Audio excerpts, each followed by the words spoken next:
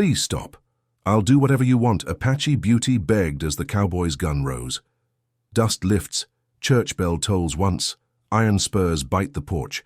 A rifle lifts like a verdict, her hands press the ground. He hesitates, coat half off her shoulders, oath on his lips. Then the badge glints. Who pays the price when mercy meets the law? Clink, jail keys knock a post. Wind scrapes the yard clean. A red notice flaps on the door. Seized for debt. The girl kneels in the powdery light, hair caught with rawhide, breath tight against the rope at her wrists. Water, she whispers. A tin cup lands near her fingers. A hand tilts it. Slow, the cowboy says. She drinks. She does not look up. The barrel shadow crawls across her face as boots arrange into a half circle. Dust drifts like ash. Somewhere, a crow laughs. Stand her up, the deputy says. His voice stays polite, but the badge does the pushing. The cowboy slips his coat from his shoulders and sets it over her back. She's freezing. She's collateral, the storekeep answers. Note says auction at sundown. Note speaks, the deputy adds. Guns answer. A single church bell sounds from the hill. The wind turns colder. The girl steadies on her knees, palms open, not pleading, only bracing. The coat warms her spine. Her lips form a breath. Thank you. The cowboy's jaw tightens. Untie her. Paper first, the deputy says, tapping the red seal. Debt, damages, and one witness to a theft. Witness, the cowboy asks. The storekeep glances at his splintered door. She was there. The girl shakes her head once. Quiet, slow. I returned it, she says. What? The flower, not mine. Where? In your bin, before dawn. The deputy studies the prints in the dust, the small half-moons of bare feet crossing the porch, doubling back. He tips his hat, considering. A softness tries to enter the yard. The red paper snaps and kills it. Rules are rules, the storekeep mutters. Rules keep us clean, the deputy replies. A wagon rattles in from the road, wheels whining. On the bench sits a man in a long coat with a ledger and a pen. He smells like ink and rain that never comes. Sale begins early, he calls. Storm's coming. The sky agrees, brown light, low thunder with no water. The girl lifts her face toward the wind as if it speaks. The cowboy notices the way she listens, not to the men but to the earth itself. Please stop, she says, voice steady now. I'll do whatever you want. The deputy raises the rifle, careful, professional. The ledger man opens his book. The bell tolls again. The cowboy steps between barrel and girl. Not today. The rifle keeps rising. The wind holds its breath. And the first drop of rain hits the red seal like ink spreading a name. The wind carried the smell of gun oil and rain. The cowboy's hand stayed near the rifle, but not on it. The girl knelt in the dust, the coat still over her shoulders, her wrists red where the rope had been. Her eyes, dark, unreadable, followed the movement of boots around her. Move her inside, the deputy ordered. No need, the cowboy said. She's not a thief. Paper says she is bay, the deputy replied. The storekeep spat near the porch. She broke in, took flour, beans, candles. The girl's voice came low.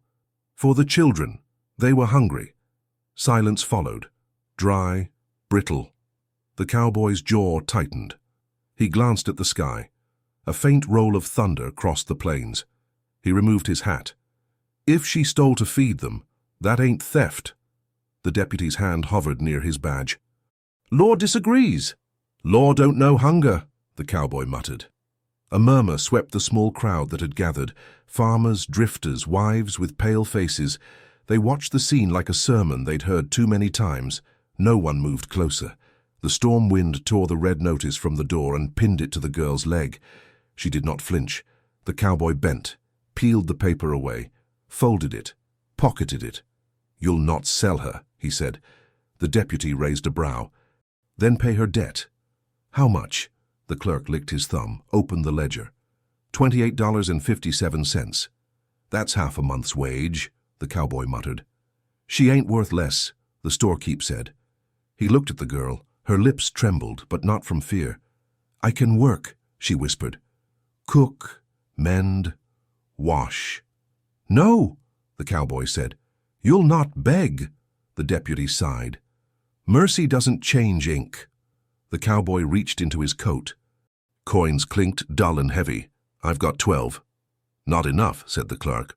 "I'll sign for the rest," the cowboy replied. "Credit?" The clerk laughed. "You're no banker. I've got a horse, saddle, rifle. That'll cover it." The deputy exchanged a look with the clerk. "Law allows collateral." The clerk nodded, greedy eyes shining. "Fine. Leave the rifle." The cowboy hesitated. The girl watched him, still kneeling. Her voice came like a thread. "Don't—" He turned to her. "You said you'd do whatever I want. I want you free." He handed over the rifle. The deputy scribbled something on the ledger. "Debt cleared." The storekeep frowned. "She still trespassed." "Papers paid," the deputy replied. "Law's satisfied." For the first time, the girl rose to her feet. The coat slipped from her shoulders, revealing the torn hide dress beneath. Dust clung to her knees. She met the cowboy's eyes. "For you shouldn't have done that," she said softly. He smiled faintly. "Too late." Thunder cracked overhead. The first real drop of rain hit the brim of his hat. The deputy closed the ledger. "Storm'll flood the flats. Get moving." The crowd scattered for shelter. The clerk retreated inside, clutching his papers. The girl stood motionless, hair plastered to her face. "Come on," the cowboy said. "You'll freeze." She hesitated. "Where?" "Anywhere but here." He led her toward the hitching post, but the deputy called out, "Hold." They stopped. "You can't leave yet," the deputy said. "Sheriff's on his way. He'll want his say." The cowboy turned, jaw hard. "What for?" "Same reason anyone comes after rain," the deputy said. "Something washed up." Lightning flashed behind him. For an instant, the badge gleamed like a wound. The cowboy glanced at the girl. Her bare feet sank into the mud. "Stay close," he whispered. She nodded once. "I see it," she murmured. "What?" "The danger." The thunder rolled again, closer this time. A horse neighed from the distance, hooves pounding through the wet earth. A shape approached, coat flapping, lantern swinging. The sheriff. The cowboy's hand went instinctively to his hip, then remembered the rifle he'd left behind. The light of the approaching lantern wavered through the rain, catching the girl's face. Her eyes widened, not in fear but recognition. She whispered, barely audible, "I know him." The cowboy's heart stopped. "Who is he?" he asked. Her answer drowned beneath the thunder. Rain hissed on hot dust as the rider neared. The lantern swung wider, throwing flashes across the yard. Mud, rope, gun barrels. The girl stepped back. Her bare feet sank deeper into the muck. The cowboy touched her elbow, gentle, steady. That small act of care anchored her against the storm. The horse slowed, snorting steam. The man in the saddle wore a long coat darkened by water. His hat brim dripped steady trails onto the silver badge pinned to his chest. "Evening," the sheriff said, voice calm as cold steel. "Evening," the deputy answered. "We settled the debt." "I heard," the sheriff said. "But debts aren't the only things that bind." He swung down. The mud swallowed his boots with a soft thud. He looked from the cowboy to the girl, then back again. "She's Apache," he said flatly, "and she was caught on white land." "She was hungry," the cowboy said. "Law don't feed hunger," the sheriff replied.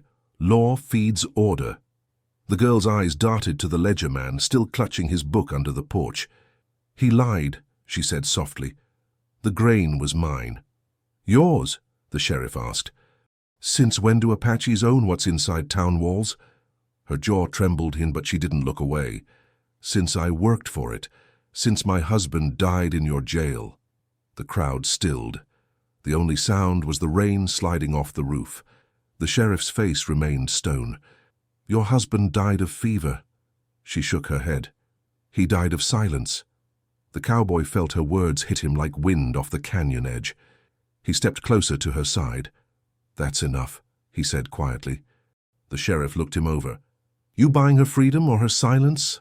"Freedom," the cowboy said. "That's expensive. I already paid." "Not to me." The deputy shifted uneasily. The sheriff's tone wasn't anger. It was the slow pressure of authority testing a weak plank. "What's she to you, Clay?" the sheriff asked. "A person," he said. The sheriff smiled, small and sharp. Not by paper. Paper says she's property again if she leaves town without writ. Then write it, the cowboy said. I'll sign.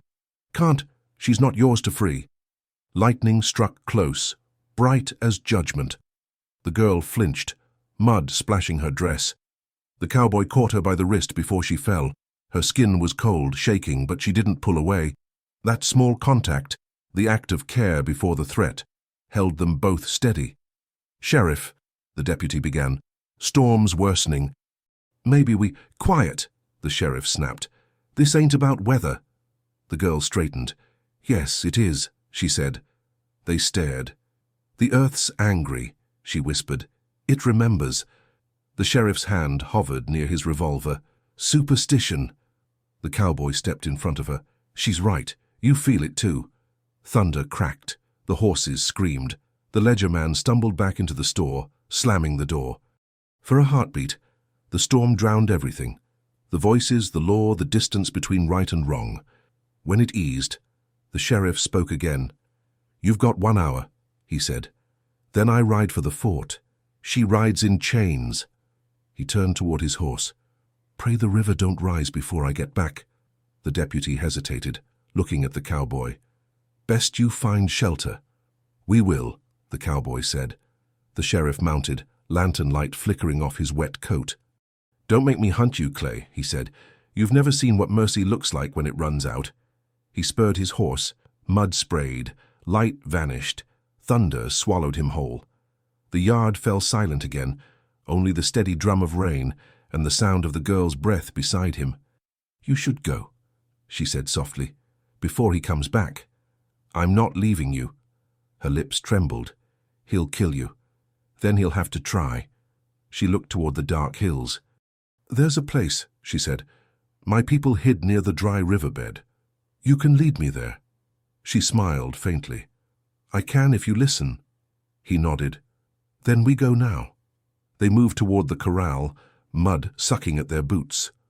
The girl stopped suddenly, turning her face toward the black distance. Her body stiffened. What is it? He whispered. Riders, she said. 3, maybe 4. He strained to listen. Only wind and rain. But then came the faint sound of hooves, distant yet deliberate. He gripped her arm. Inside. Go. They ducked into the livery, the air thick with hay and fear. The horses shifted nervously. Stay behind the stall, he said. If it's him. The door creaked open. A lantern flared against the dark. Clay, a voice called. You in there? Not the sheriff. Not the deputy. A stranger. The lantern light slid across a wet face and a gleaming badge, not of the county but the UNSW marshals. The cowboy froze. The girl's whisper brushed his ear. They're not here for me. He turned. Then who? She answered. You. The lantern light flickered once, then went out. The marshal stood framed in the doorway, rain streaming from the brim of his hat. His lantern threw long, crooked shadows across the stable walls. The cowboy's breath hitched. He knew that face, the scar along the jaw, the steady eyes that didn't need to blink to show power. Samuel Clay, the marshal said. Didn't expect to find you this far south. The girl stepped back, eyes darting between them. The marshal's gaze flicked toward her, then returned to the cowboy. You're a long way from the border, Marshal, the cowboy said. Not far enough, came the answer. You still owe a hanging up in Kansas. I owe no man, the cowboy said. The marshal's boot struck the floor. You killed a banker in Abilene. I killed a thief in a fine suit, the cowboy replied. Took from a widow, same as that clerk out there. The marshal tilted his head. Law don't care what reason you dress your killing in. It still counts the same. The girl clutched the stall rail. He saved me, she said. The marshal studied her. Saved you for what? You don't even know who he is. The cowboy's jaw tightened. She knows enough. Then tell her the rest, the marshal said. Tell her about the boy you left to die outside Wichita. The rain beat harder. The horse stamped and snorted, picking up the tension. She doesn't need that, the cowboy said. She does if she's following you, the marshal replied. You think she's the first? The girl's brow furrowed. The first what? Woman to believe he could save her, the marshal said. The cowboy stepped forward. You talk too much for a man with one gun. The marshal smirked. One's enough. The two men stared across the narrow space, mud, breath, stormlight between them. The marshal raised his lantern higher. You run, I'll find you. You fight, I'll bury you. Or you can come quiet. The girl spoke before the cowboy could answer. He's not leaving. Her voice cut the air clean. Both men turned to her. She stepped closer to the marshal, shoulders squared. You're wrong about him. The marshal frowned. You don't know what he's done. I know what he's done tonight, she said. He gave up his rifle for a woman no one wanted free. That don't wash the blood off his hands. Then maybe rain will, she said. For a heartbeat, something flickered in the marshal's eyes. Doubt, maybe. He lowered the lantern a little. You've got courage, he muttered. But courage don't change the writ. He reached into his coat and pulled out a folded paper, edges soaked from the rain. Warrant for Samuel Clay, murder of Thomas Delroy, issued June 18, 1881. The cowboy's breath fogged in the cold air. He wasn't a saint. He was a man with a name, the marshal said. And names matter. The girl whispered. So do deeds. The marshal's eyes hardened again. You're coming with me. The cowboy shook his head. Not tonight, the marshal sighed. You always make me work for it. He drew his gun. The horses panicked, thrashing against their ropes. The girl ducked, pulling the cowboy down behind a beam as the lantern swung wildly, scattering firelight. The marshal's shot split the dark. Wood splintered near their heads. The cowboy grabbed a pitchfork from the wall, swung once, hard, hitting the lantern. It shattered, plunging the stable into smoke and sparks. The marshal cursed. Clay! Over here, the cowboy whispered to the girl. They crawled through the straw, the smoke choking them, the smell of oil burning thick in the air. He kicked open the back gate. Cold rain hit their faces like salvation. They stumbled into the open, mud clutching at their boots. Behind them, the horses screamed as fire caught the straw. They ran for the riverbed, half blind, lungs burning. Keep low, he shouted. The girl tripped, falling to her knees. He pulled her up, arm around her waist, almost there.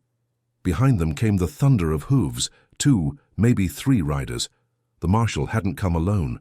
They slid down the bank, into the shallows of the dry river. The rain turned the cracked bed into slick clay. The girl stumbled again, but didn't stop. This way, she said, voice steady through the storm. There's a hollow ahead. No one knows it. How far? Far enough if you trust me. He hesitated. Do you? She asked. He nodded once. Lead. They pushed through the reeds, water rising around their boots. The rain blurred the lantern lights, chasing them. A gunshot cracked. The bullet hissed past his ear, splashing into the mud. Faster, he said. She grabbed his hand, guiding him into the shadows beneath the low ridge. The earth above them trembled as hooves pounded past. Think they saw us, he whispered. No, she said, breathless. But they will soon. He looked at her, rain streaking her face, eyes burning with something fierce, something alive. Why are you helping me? He asked. She met his gaze. Because you didn't shoot. Thunder rolled again, swallowing their words. From above, a voice shouted through the storm, close and certain. He's down there. The marshal's men had found their trail. The shout tore through the rain. The cowboy and the girl pressed against the cold mud wall, breath ragged, listening as the echoes broke apart across the valley. Lanterns moved along the ridge like hungry eyes. Keep down, he whispered. They'll follow the water, she said. Then we move where it ends. The rain thickened, washing tracks from the clay. The girl crawled forward, fingers searching the ground like memory. She found a narrow fissure half hidden beneath roots. Here, the cowboy squinted through the dark. A cave? Not deep, safe enough? They slipped inside, the air close and damp, the earth smelling of ash and old storms. He struck a match, shielding the flame with his hand. Its weak light painted the walls, symbols carved deep into the stone. Apache signs, curling lines like rivers and sunbursts. This place yours? He asked. Used to be, she said, before they fenced the world.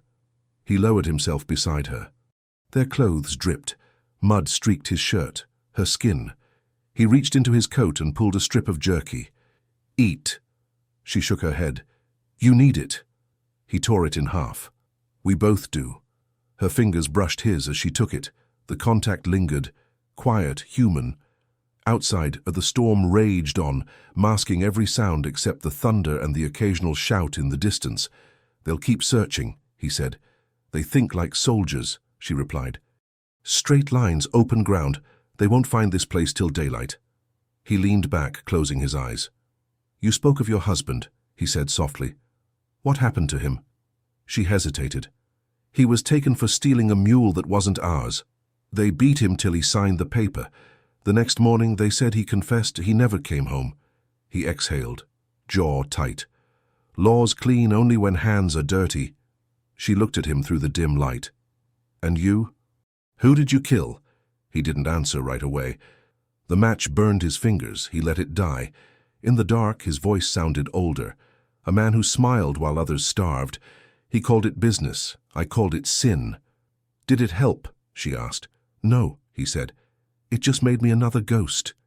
The cave settled into silence. Rain softened, then faded. Only the wind outside moved. The girl rested her head against the wall. "When the sun rises, he'll find us." "Not if we move first." She looked at him. "You'll run again?" "I'll walk till I find something worth staying for."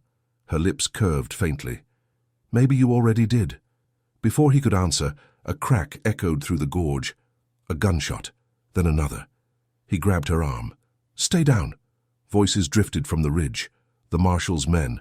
"She went this way." The cowboy crawled to the entrance, peering through the brush. 3 riders dismounted near the riverbed, lanterns low, rifles ready. Their boots splashed through the rising water. He turned back to her. "You can still go. They want me." Her eyes blazed in the dark. "If I leave, they'll kill you." He smiled faintly. "Maybe not if they think you're gone." She frowned. "You'd lie for me?" "I'd die for you," he said simply. Her breath caught. "You don't even know me." "I know enough. You kept faith when everyone else lost it." Outside, a lantern's glow flared against the rock wall. The cowboy drew his revolver, his last weapon. "If they find us, run." "I won't." He looked at her, realizing there was no changing her mind. "Then stay behind me." The first shadow crossed the entrance. "Marshal says he's armed," a voice whispered. The cowboy took aim. Steady hands, despite the tremor in his breath. The man stepped into view, lantern raised. The light fell on his face, young, rain-soaked, afraid. "Don't," the cowboy said. The boy froze, gun shaking. "I don't want to shoot." "Then don't," he repeated. For a long second, the only sound was the hiss of the rain. The boy lowered his weapon slightly.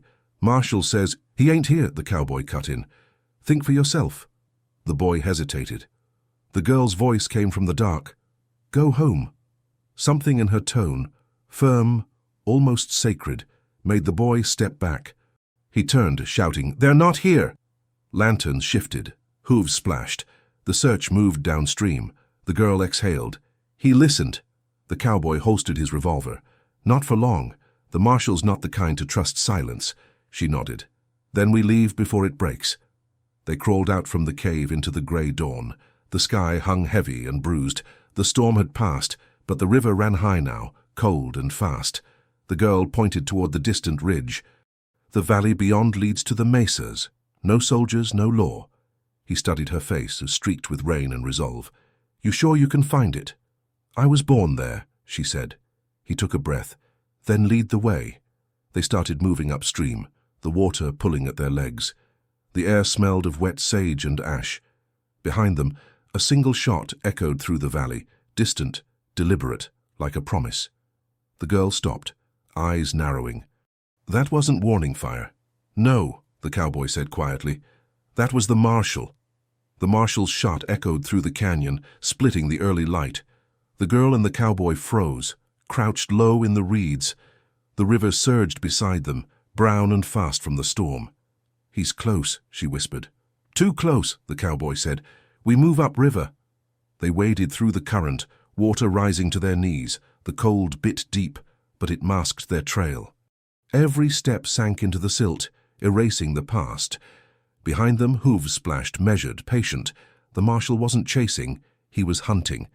They reached a bend where the river forked. The girl stopped, eyes scanning the ground. "Here," she said, pointing to a fallen cottonwood half submerged in the water. "We climb over." He frowned.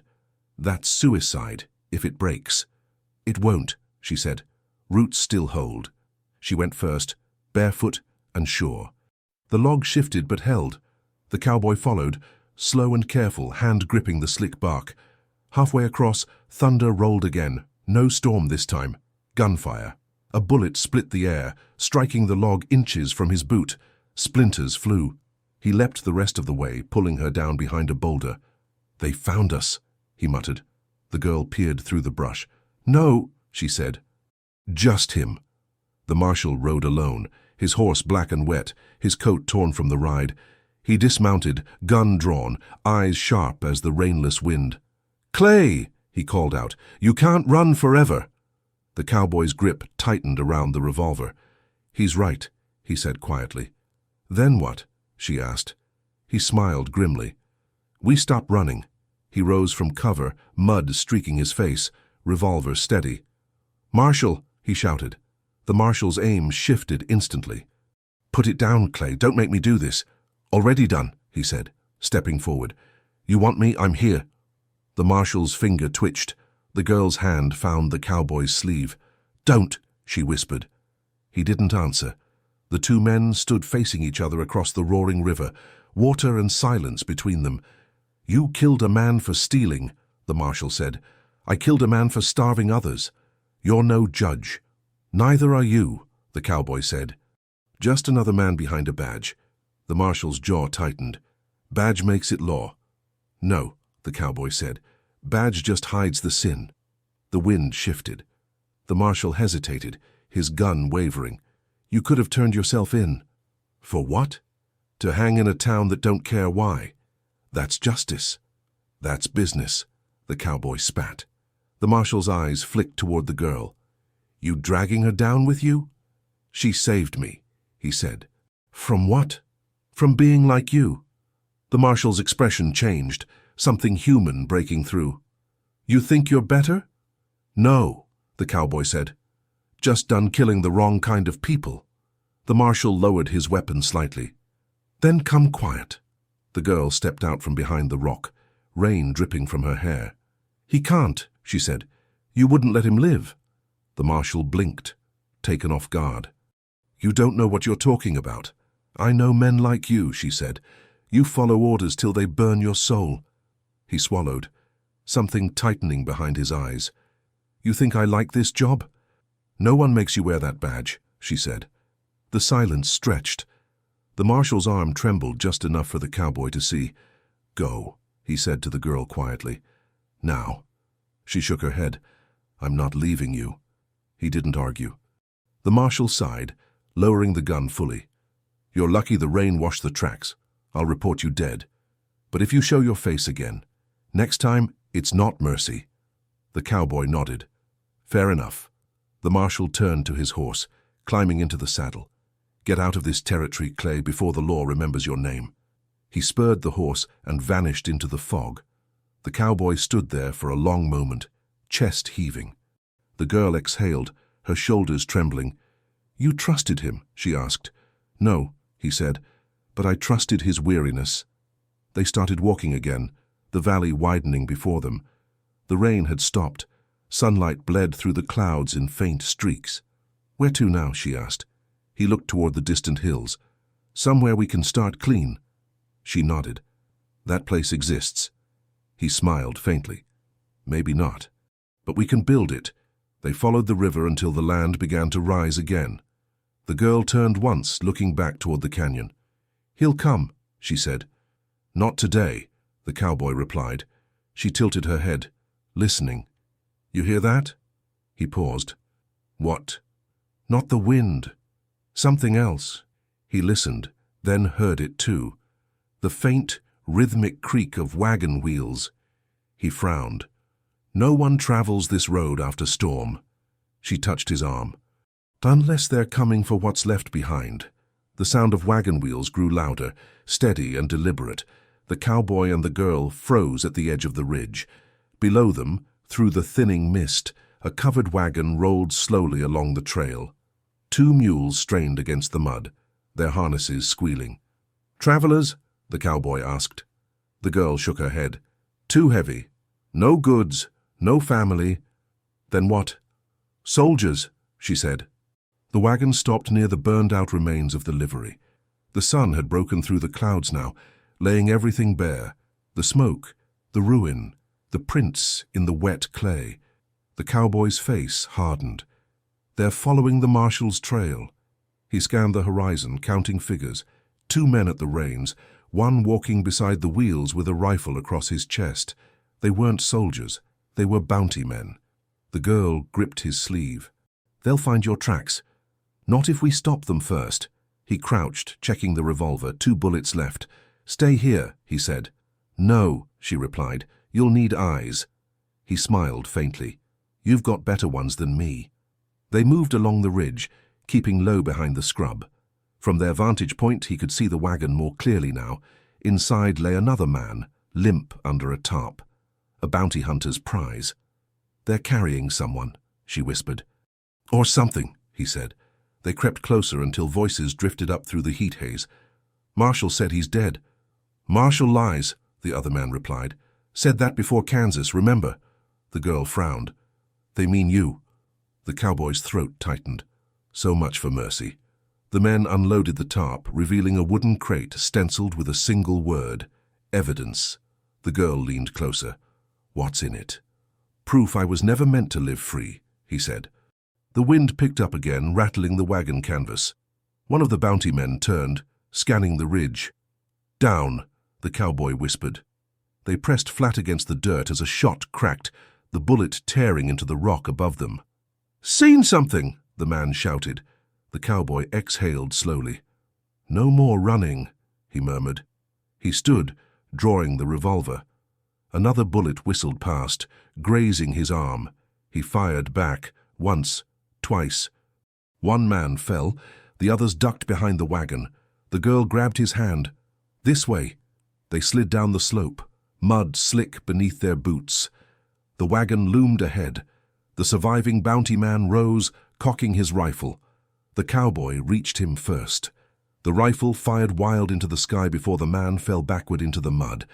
The girl stumbled beside the wagon, breath quick and shallow. "You're bleeding." "Later," he said.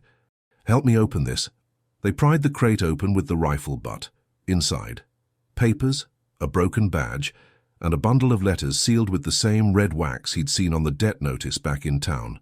He lifted one letter. His name was written across it. "They've been tracking you for months," she said.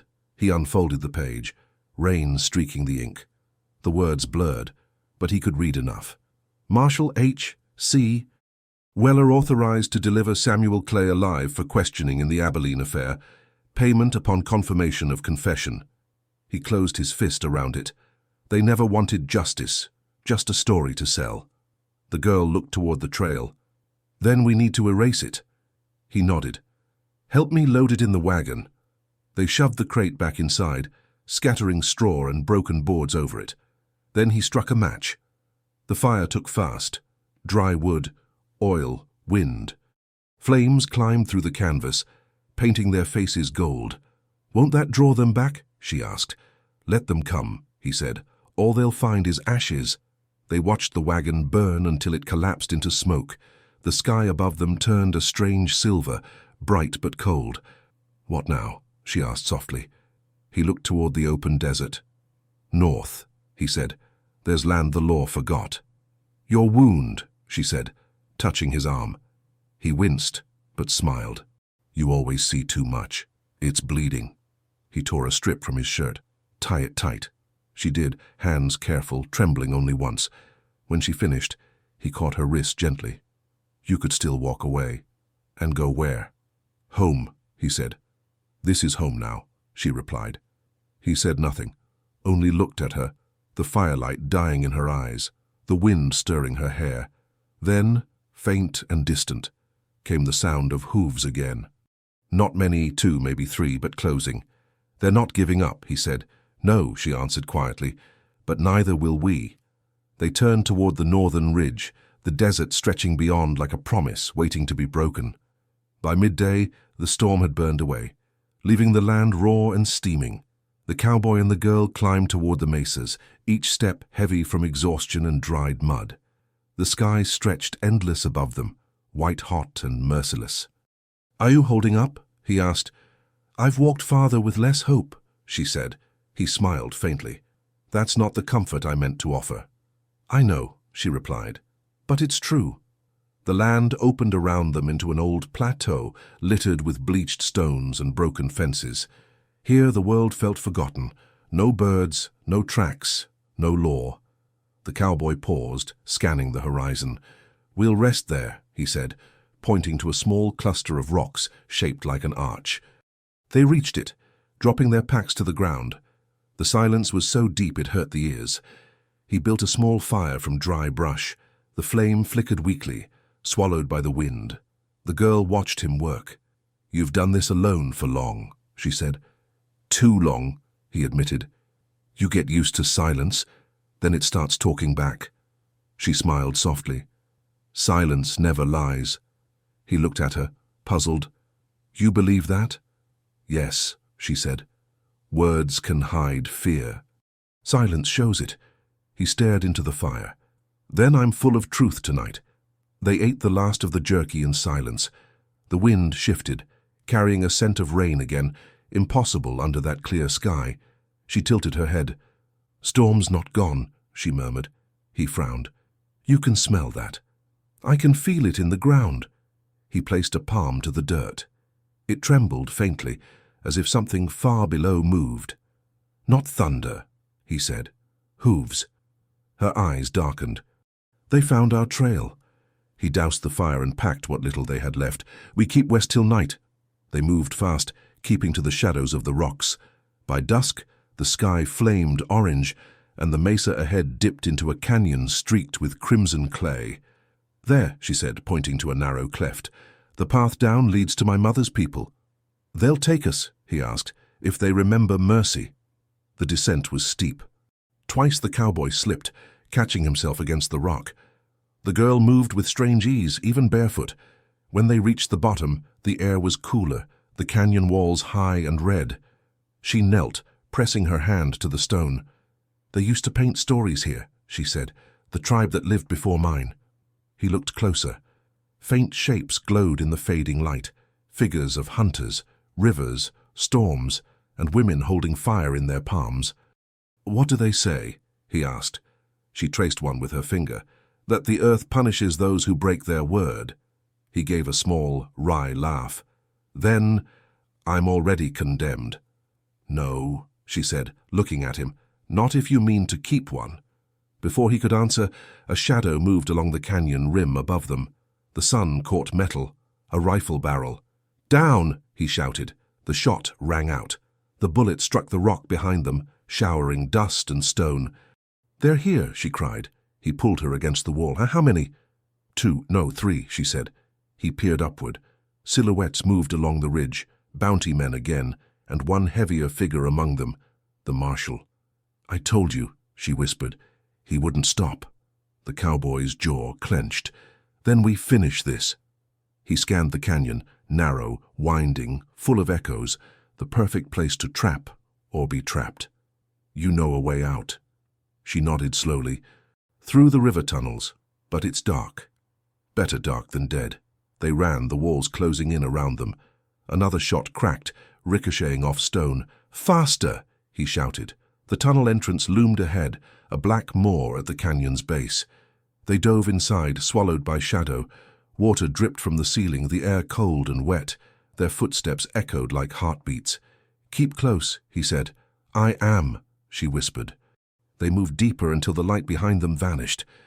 Only the faint sound of pursuit remained, the marshal's men entering the cave. The cowboy raised his gun. "If they come through that narrow, they'll have to crawl." She touched his arm. "Then they'll hear us first." "How?" She smiled faintly in the dark. The earth speaks louder here. A faint rumble passed under their feet. He froze. That's no storm. No, she said. That's a warning. He looked at her silhouette. Of what?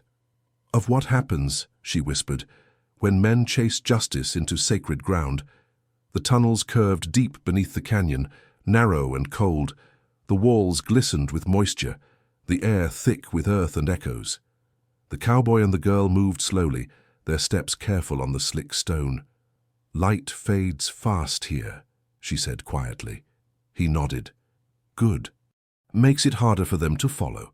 She brushed her hand along the wall, tracing faint carvings, spirals and circles, worn by centuries. These marks warn travelers. This ground belongs to no man. Then maybe we've got a chance, he said. Their voices barely carried. The sound died a few feet ahead, swallowed by the weight of the stone. Every few steps, water dripped from the ceiling, steady as a heartbeat. Behind them came a faint, metallic click. He froze. Did you hear that? Yes, she whispered. He's here. The marshal's voice echoed faintly down the passage. You can't outrun justice, Clay. The cowboy's jaw clenched. He's lost. This place twists sound. But the echo grew sharper, closer. You think the dark forgives you, the marshal called. The girl grabbed his sleeve. This way. She led him into a narrow offshoot, barely wide enough for one man to squeeze through. The walls scraped their shoulders, wet and cold. The tunnel sloped downward into deeper dark. The cowboy glanced back once. Lantern light flickered behind them, then vanished. Where does this go? He asked. To the old river mouth, she said.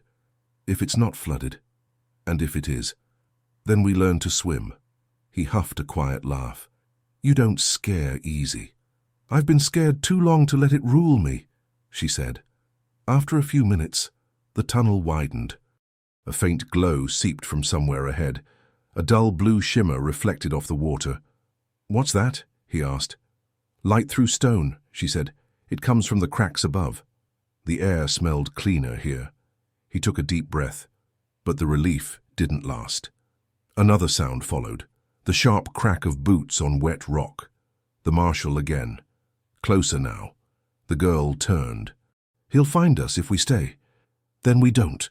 He looked around, eyes narrowing at a narrow fissure above them. That gap leads upward. Too steep, she said. I'll lift you, he replied. She hesitated, then nodded. He cupped his hands, bracing against the wall. She climbed, pushing with her feet, gripping stone and roots until she disappeared into the light. Your turn, she whispered. He jumped, caught her hand. His boots slipped on the wet surface.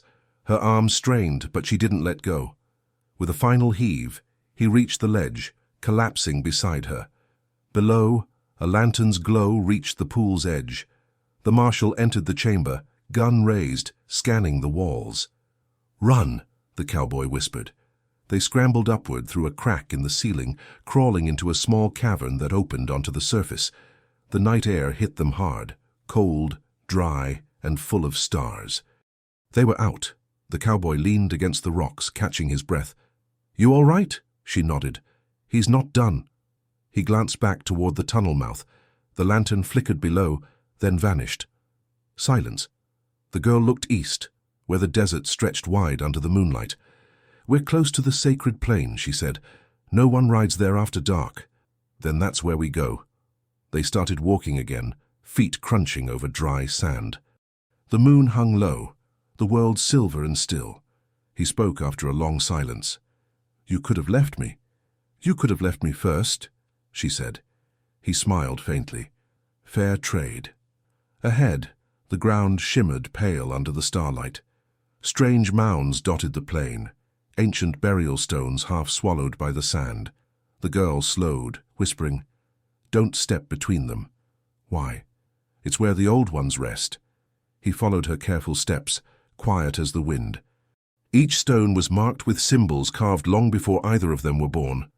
At the center stood one larger mound, the earth cracked and blackened. She knelt beside it. Here, she said softly. We ask for passage. He frowned. From who? From those who remember, she said. He stood back as she pressed her palm to the ground and murmured words he didn't understand. The wind shifted, circling them like breath. When she finished, she rose slowly. "They'll not help us," she said. "Why?"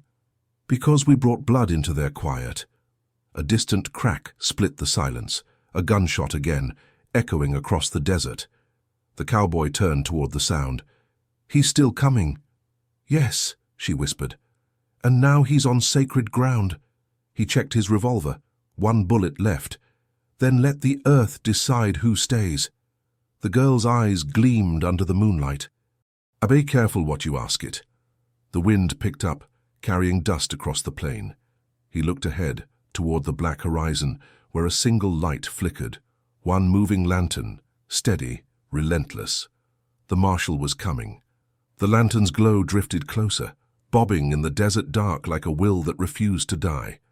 The girl and the cowboy stood amid the ancient stones, their silhouettes caught between moonlight and shadow.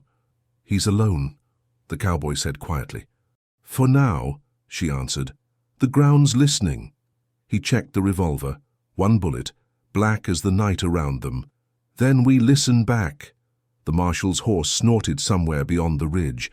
A low voice followed, calm and steady. "You can stop running, Clay. The desert won't hide you, not from yourself." The cowboy's reply was almost a whisper. "He's right about that." The girl glanced at him. "You don't owe him truth."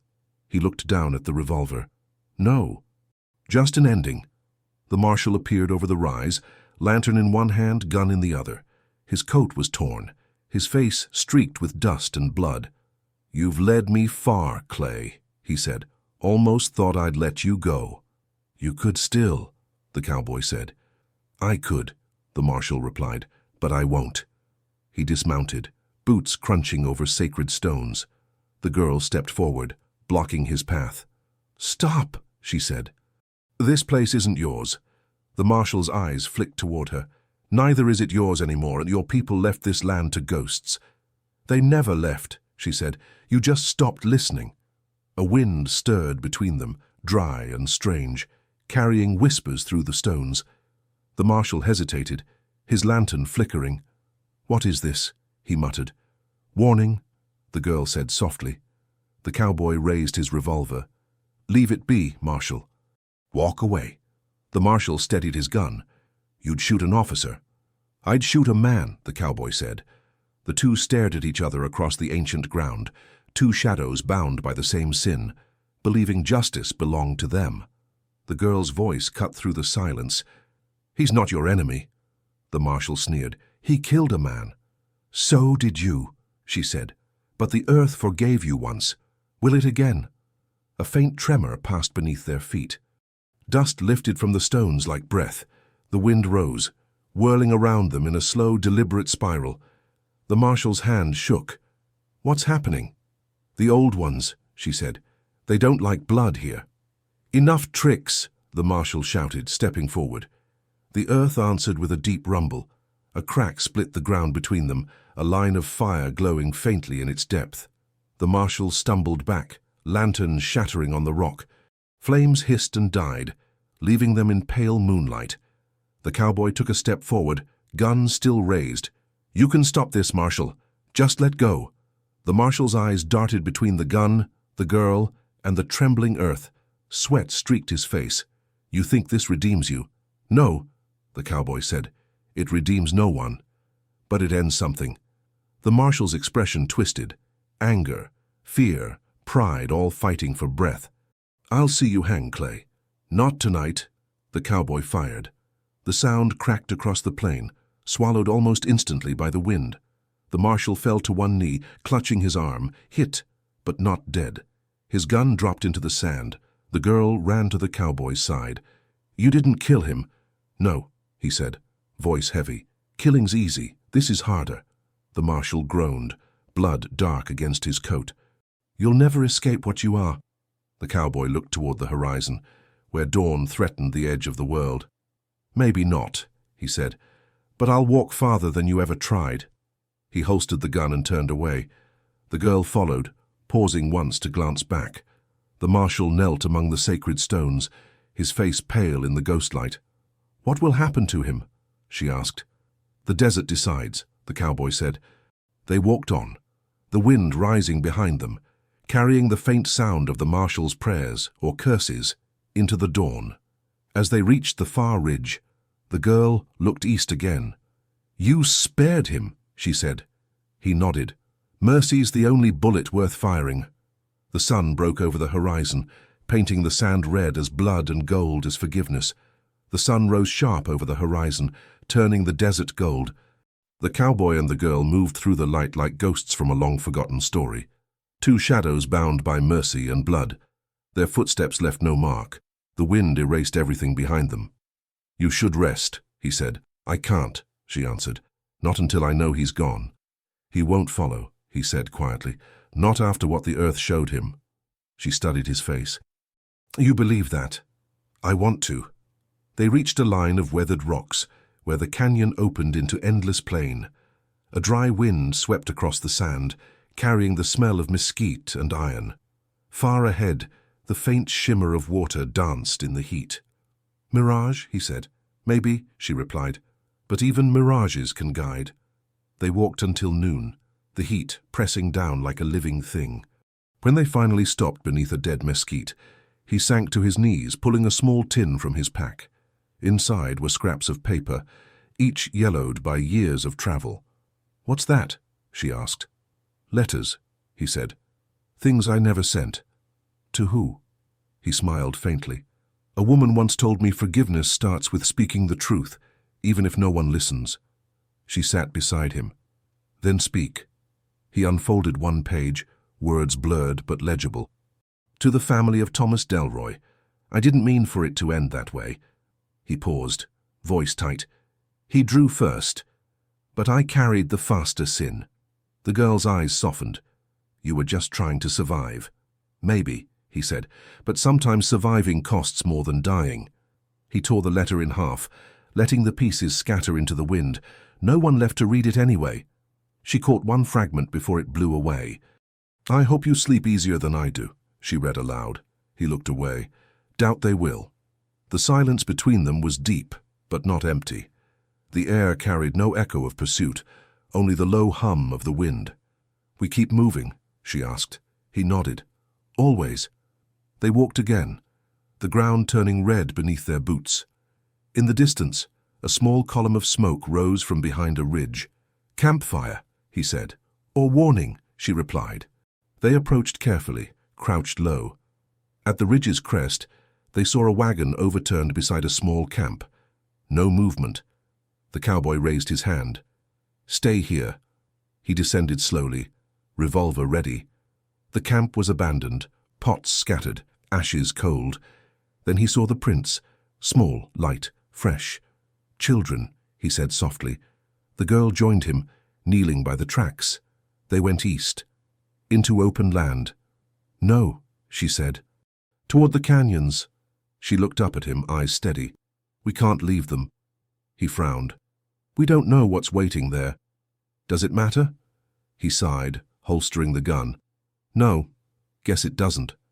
They followed the trail until dusk, when they found the children, two of them, hiding behind a cluster of boulders. Apache, thin and scared. "It's all right," the girl said softly. "We're not here to hurt you." One boy held a stick like a spear. "Who are you?" "Friends," she said. "Your camp's gone." He lowered the stick. "Soldiers came. Took everyone." The cowboy's face darkened. "How long ago?" "Before the rain," the boy said. "Which way?" He pointed west, toward the horizon. The cowboy looked at the girl. "You sure about this?" "They took my people," she said. "Now they take no more." He nodded once. "Then we ride before dawn." That night, as they sat by a small fire, the children slept close together. The cowboy stared into the flames, the girl beside him silent. She spoke finally.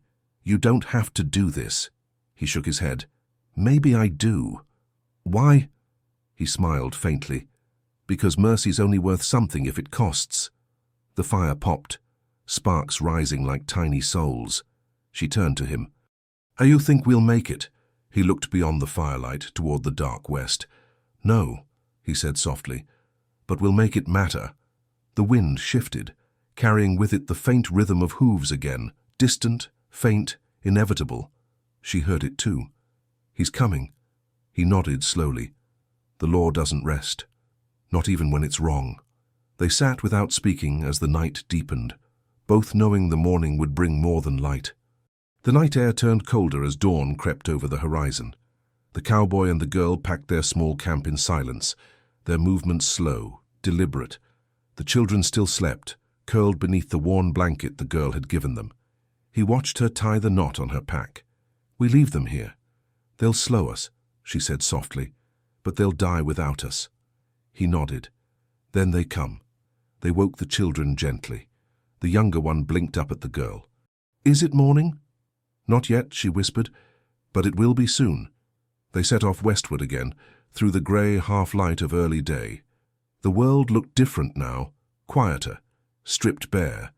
Every sound mattered, the creak of the saddle, the whisper of wind through the sage. The girl walked ahead, guiding them by instinct. "There's a ridge not far," she said. "If we reach it by noon, we'll see everything." Behind her, the cowboy's steps slowed.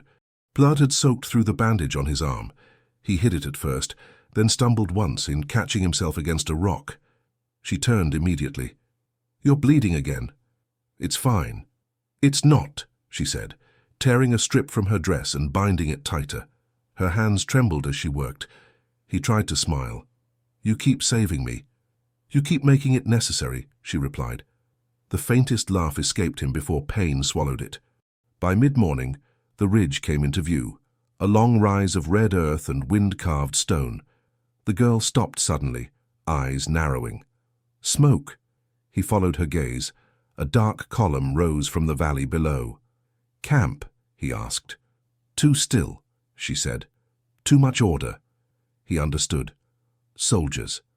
The boy beside them clutched her hand. "That's where they took them." The cowboy looked down at the narrow trail, curling through the rocks.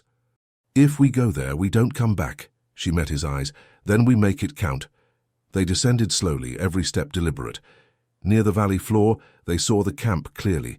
Canvas tents, horses tethered, rifles stacked in neat rows, and cages. The girl's breath caught. "My people!" 2 soldiers stood guard at the nearest pen, their voices lazy, bored. The cowboy studied the terrain. "I count 8 men, maybe 10. "Too many," she whispered. He nodded. "Enough to matter." They crept closer, using the rocks as cover. The children waited behind. The cowboy loaded his revolver, 1 bullet. He sighed. "Guess that's fate's way of deciding who lives." "You don't need bullets," she said. "You have the wind." He looked at her, puzzled. "What do you mean?" "Watch."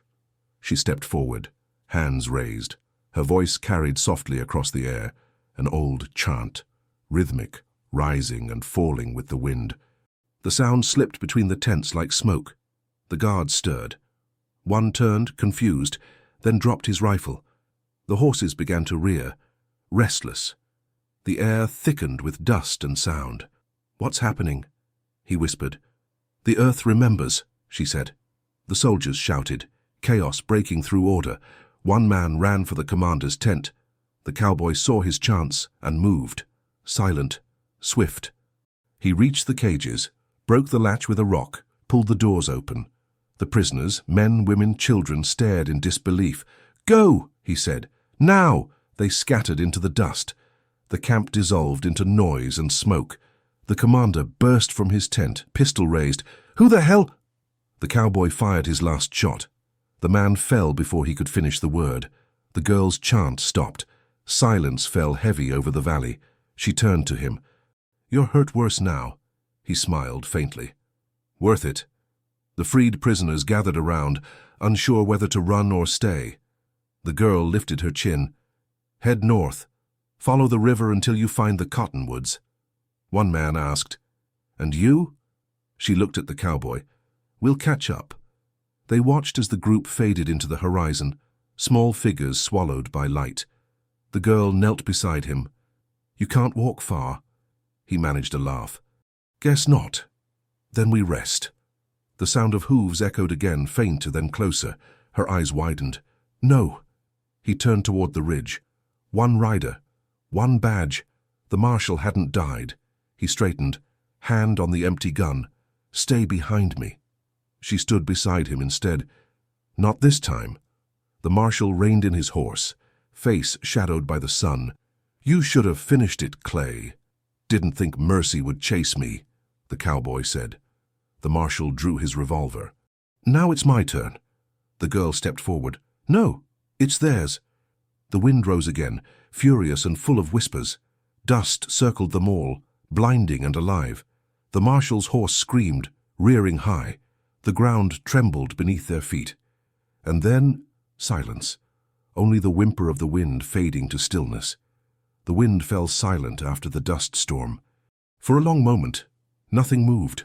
Not the earth, not the sky, not the marshal's horse that stood trembling in the haze. The girl opened her eyes first, blinking through the fine powder that coated everything like ash. The cowboy lay half-buried near the ridge, one arm across his chest, his hat lost somewhere in the storm. The girl crawled to him. "You're alive," she whispered. He coughed, eyes flicking open. "Barely." The marshal's voice broke the quiet. "You can't outrun God, Clay." He turned his head. The marshal was still on his feet, revolver in hand, coat shredded, badge glinting in the new sun. Blood trickled down his cheek.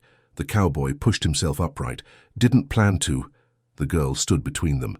"This ground isn't yours. Leave it." "Justice don't stop at borders," the marshal said. "This isn't justice," she replied. "It's pride wearing a badge." He aimed the revolver. "Step aside." She didn't move. "Oh, you'll shoot through me." He hesitated. "If that's what it takes." The cowboy rose slowly, dust falling from his shoulders. "It won't." He stepped forward, empty-handed. The marshal's finger tightened. "I killed one man, Marshal," the cowboy said. "I won't kill another to prove I can be forgiven." The marshal's jaw flexed. "You think this ends clean?" "It ends how it must." He took another step. "Don't!" the marshal barked. "Then do it," the cowboy said quietly. "You've chased me across hell for a signature on a piece of paper, but all you've signed tonight is your own damnation." The marshal's hand shook. The wind picked up again, whispering through the stones. The girl raised her face to the sky. "He can't hear you here," she said softly. "Only the earth listens now." The marshal looked down at the sacred dust beneath his boots. For the first time, his eyes softened, not with mercy, but with understanding. "You're already dead, Clay," he said. "Then let me die standing," the cowboy replied. The gun lowered. Neither man spoke. The silence stretched, vast and final. Then the marshal holstered the weapon, turned, and walked toward his horse. The girl exhaled. "It's over." The cowboy shook his head. "No, it's just quiet." They watched the marshal ride east, a shrinking silhouette swallowed by the sun. When the sound of hooves finally faded, the girl knelt beside him. His shirt was soaked dark with blood. "You're not fine," she said. He smiled weakly. "I've been worse." "You're dying." He looked at the horizon, the light blinding and beautiful. "So's everyone. Some of us just get to see it coming." She pressed her hand over his wound. "Don't talk." "Can't help it," he whispered. "I never liked silence much." Tears gathered in her eyes, but she kept her voice steady. "You'll see peace soon." He touched her hand. "I already do." The sun climbed higher, spilling gold across the stones. The freed prisoners had vanished beyond the dunes, and only the wind remained to carry their story. When the girl finally spoke, it was a whisper meant for the earth. "May it remember mercy." She sat beside him until the light grew too bright to bear. The cowboy didn't move again. The desert was still. The last breath of the cowboy lingered on the wind, caught in the dust. The girl remained by his side, eyes fixed on the horizon, where the sun burned like a promise. She sat motionless, her hand resting lightly on his chest, the only sound the soft rustling of the earth beneath her. She had done all she could. The world had taken from her, and now it had given something back, but at the cost of her heart. Her people, her history, her land, they had all been written into the dust, erased by time and law. But in that moment, she could still feel the echoes of something sacred, something long forgotten. The cowboy's life had been one of constant flight, fleeing from his past, his sins, and the judgment that followed. He had fought the law, only to find that in the end it was not the law that mattered. It was mercy. And now, as the light turned soft and golden, she felt the weight of everything that had passed, everything they had sacrificed.